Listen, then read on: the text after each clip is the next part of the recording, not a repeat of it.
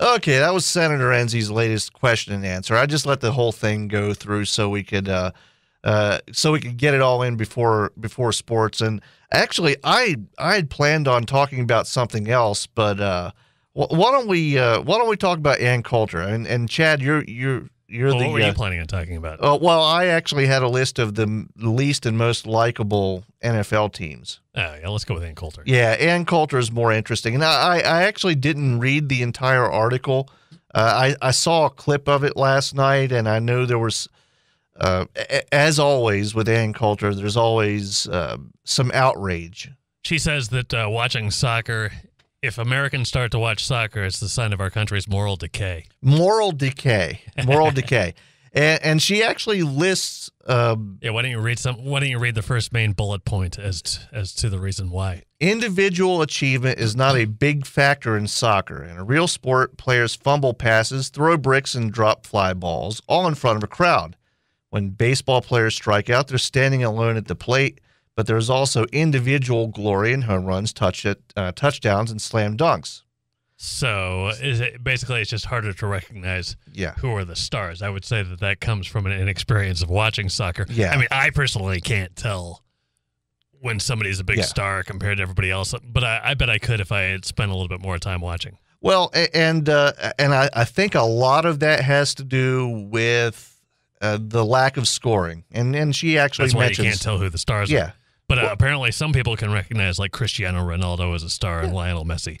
Or who's the guy that had the hot wife? David Beckham. Yeah. Well, now David Beckham's actually an interesting one to bring up because, and I don't know how I know this, but he doesn't score a lot. He's a defense. He's a defenseman. But for some reason, some people can tell that he's good. Yeah. Yeah. Well, I mean, I imagine people that watch soccer their entire lives can tell. And so that's just an experience. She says lack of individual stardom is a reason. What's the second reason? The second reason is liberal moms like soccer because it's a sport in which athletic talent finds so little expression that girls can play with boys. No serious sport is co-ed, even at the kindergarten level. I don't know about that. Well, now soccer isn't co-ed after about 5 or 6 years old, so. It was when I was a kid, but maybe not anymore. I don't know. Well, it's certainly not co-ed in high school, is it? No, it was when I was in elementary, though. Yeah, well, I guess at some point they cut it off, though. There's a little bit of truth to that one. I think the first point is about individual achievement. That one's probably a lack of experience of watching. I'm not going to stick up for soccer because I still think it's a boring sport, but I'm not going to beat up on it too much. Here's this one is absolutely 100% true. No other sport ends at as many scoreless ties as soccer. Yeah. And she actually has a marquee and a sign by the freeway in Long Beach, California about the World Cup game.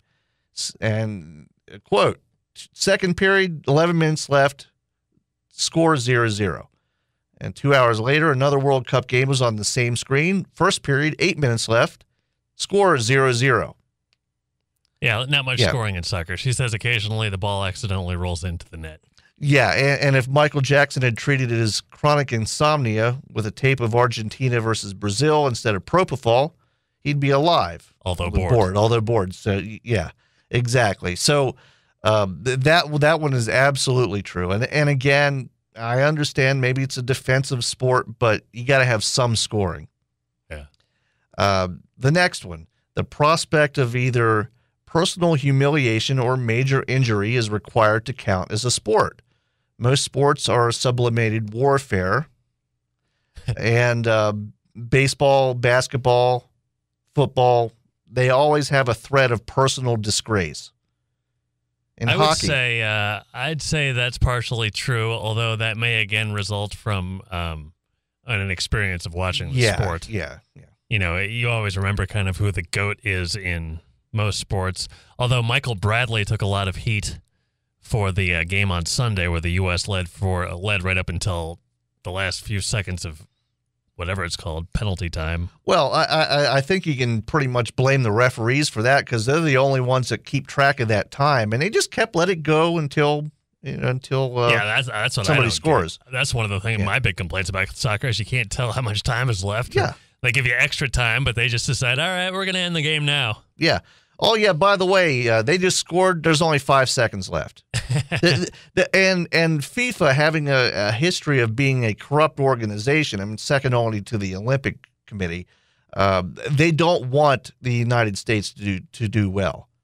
I mean, can you imagine the world outrage if the United States actually managed to win a World Cup? Yeah, that'd be awful. Okay, and speaking of that, the next point that Ann Coulter makes about why soccer is responsible for the moral decline of society, in America, the force-fed aspect of soccer.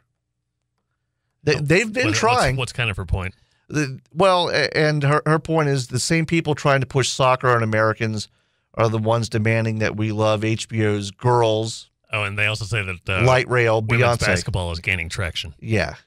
These same people say women's basketball is fascinating. Well, that's true. I'd say that's true. They have the fundamentals. The same people who demand or say that World Cup soccer is very popular and a mainstream sport are the same people who really look at women's basketball as just on the same level as all the other mainstream sports. Well, and I'm going to put a different spin on this. I'm not even going to put the political spin on this. I'm going to say that a lot of the people that I've seen that follow soccer, not just during World Cup, because I mean World Cup is everybody watches some of it, but people that watch it during whatever seasons these other countries have, hipsters. Oh, it's terrible. I mean, when I lived across the river from New York City, and I'd go into the city, and all the hipster hangouts would show soccer games at 7:00 in the morning, ungodly hours, and these fully American kids, kids in their 20s, they would put on soccer jerseys and they'd go and drink, foreign beer at 7:00 in the morning, and they'd sing soccer songs. And these people have no connection to the countries that they're cheering for. Really? They're not from Germany. They're not from Italy. They're not from Portugal. That's a culture that is completely unfamiliar to me. Yeah, it's hipsters. So I'll tag that on top of the cultural people trying to force soccer, which brings us to the next one that is foreign. The Americans aren't that good at it. Ann Coulter says they're trying to push it on us because everybody else is so good at it. Kind of brings us down a little bit. That could be. A lot of people say, and I tend to agree, that the best athletes from other countries generally tend to play soccer, whereas ours don't. Yeah. Our best athletes play American sports. Now, there are a lot of Americans that play soccer professionally, but they play in other countries. Yeah. The goalie for the American national team plays. He's been playing in the Premier League in England for 10 or 12 years. He played for Manchester United at one point. So we have good players, but they don't play in America. Apparently and a lot of our players aren't really American, as is our coach. Neither is our coach. Yeah, our coach is German. And soccer, this is the final point, soccer, like the metric system, is adored by liberals because it's European. And some of our supporting points are kind of funny. Yeah. Oh, okay. There's one more. And finally, soccer's not catching on. It only catches on for a month every 4 years. Yeah, I agree. Yeah, that's all it is. I mean, it's not catching on. And then people who are fans of the EPL or the MLS will go back to being fans, and the other people who jumped on the bandwagon won't. They'll get around to it in 4 years. Yeah, exactly. And they had good ratings. I mean, the ratings were almost to. But the outrage by some of the liberal media specifically is unbelievable. They take it so seriously, and she got exactly what she wanted. Yeah. Outrage from the liberal media. Oh, yeah. Ann Coulter is a master of manipulating outrage. How could they be so stupid as to react, though? Well, they do every single time. She has made, for the past 15 years or so, she's made her living. I mean, I guess she was a lawyer before she got into this stuff. I mean, Keith Olbermann did probably not so much anymore on ESPN, but when he was with NBC, he did that same thing every night.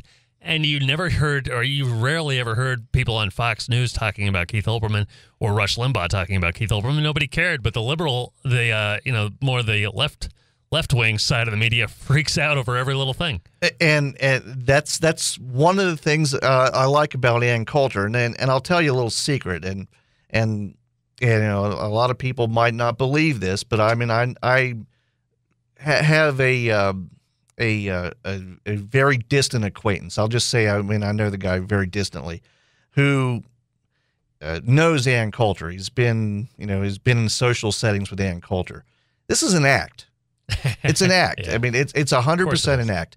And everybody, I'm sure she believes most. I'm sure her fundamental beliefs in life are right wing oriented. Yeah. But yeah. The way for that kind of for public display, she puts on a good show. Oh yeah, and that's the thing. I mean, she's not saying anything she doesn't believe, but she says it in a way that draws such attention. And the timing. I mean, right after the United States makes it to the next round in the World Cup, and she just dumps all over it. It really is. It's a beautiful thing to watch. So what do we have going on in sports? We'll hear about the NBA draft last night. Okay, sounds good. We have guests next hour, so I'll see you on Monday. All right. News Talk 1270 KIML. The #1 talk show in Northeast Wyoming. Don Carpenter on News Talk 1270 KIML.